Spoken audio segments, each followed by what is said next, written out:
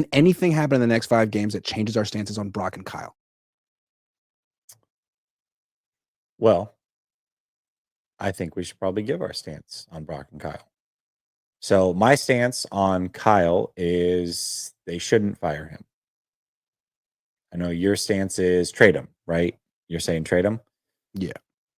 Which has kind of been your thing. Okay, so clarified there.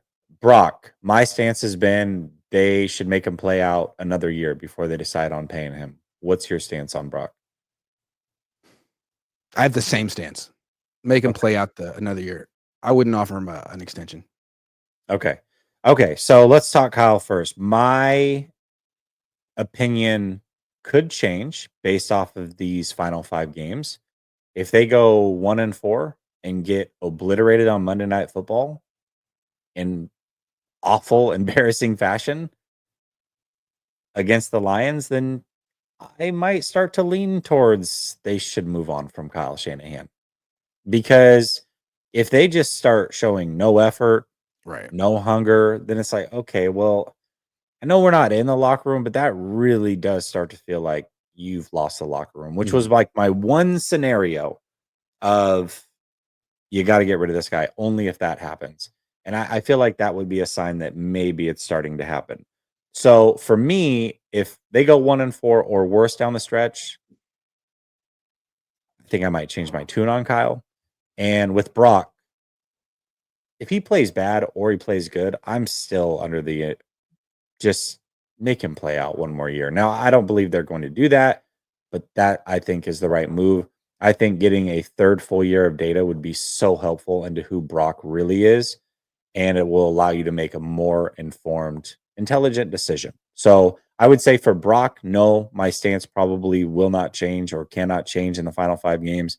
Kyle, yes, it could. I feel like, yeah, I'm kind of out on Kyle.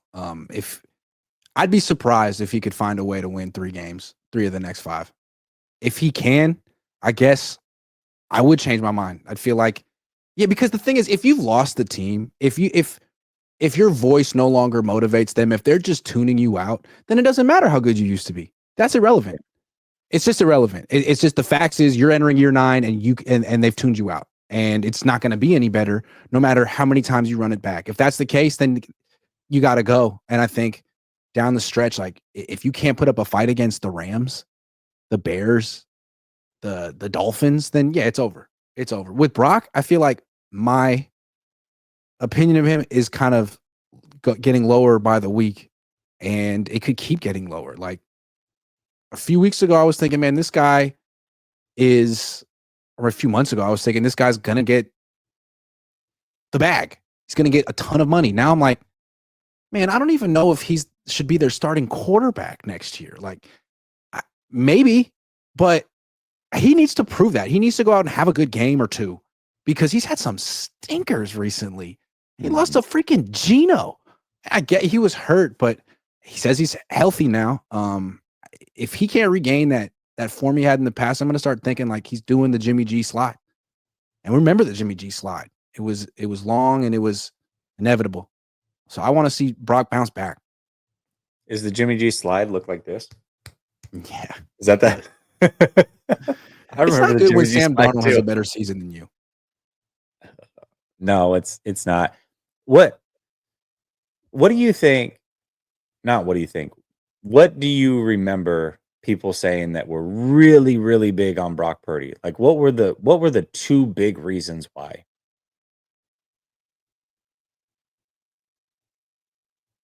Because he's the greatest processor of all time. And one. And mobility, right? Mobility, yeah. He's quick. He's faster than Lamar Jackson, technically. Yeah, for sure. Okay, the mobility still stands. He's clearly very quick. Like that's True. a real thing. But the processing, is that his superpower? You I'm going showed to us give you a stat. a stat today from PFF. Go ahead. So Brock Purdy, and I've by the way, I've been saying this since week 2, watching the film every week on my channel. More sacks than any quarterback in the league are attributed to him. Mm. Here's the more alarming thing. So 14 sacks are attributed to him. Caleb Williams, a rookie who we all agree holds onto the ball too much, runs around too much, and runs himself into sacks, is number 2 on that list with 12. Caleb Williams has 87 more pass attempts. Jeez. So Brock Purdy, from a percentage standpoint, it's even worse because he's 19th in the league in passing attempts. So he's dropping back way less than any of these guys that are even close to him. Even close to him. Man, that's not a processing savant to me. No, it's a guy who's doing entirely too much. And like, why are you trying to play like Caleb Williams? I know why. Because Kyle secretly loves Caleb Williams. I guess he loves Caleb Williams. He's like, did you see Caleb last week? That guy's incredible. Man, I wish I had a quarterback like that. Do you know what I mean, Brock? You know what I'm saying, Brock? Because you're okay. But like Caleb. Yeah. That's a good point, man. Like Brock didn't play like this when he was younger. And it seems like when he was younger, he was just trying to prove that he could stick in the league. Now you're trying to prove that you're worth $60 million. It's a whole different side of him. And like you said, he showed some of this at Iowa State the longer he was there. Yep. A lot of this. I mean, he was thought to be probably a top 3 round pick. And then as the years went along and some of that talent got stripped away, he started playing more and more hero ball, had more what the F moments, and ended up being the last pick in the draft. So maybe this is who he is. Maybe he regresses as he goes. I don't know. If he doesn't play, I mean, if you look at his PFF grades, it was like really good against the Jets, and it's gotten like consistently progressively worse as the season goes on, to the point where he was like in the 40s against Buffalo. Just awful. Maybe it's the shoulder, maybe it's the elbow, maybe it's the league has caught up to him. Who knows? But if that trend continues and he has bad game after bad game down the stretch, I'm thinking about bringing in a different quarterback. Like that's how much I feel like Brock has to prove down the stretch. Like show that you're still good.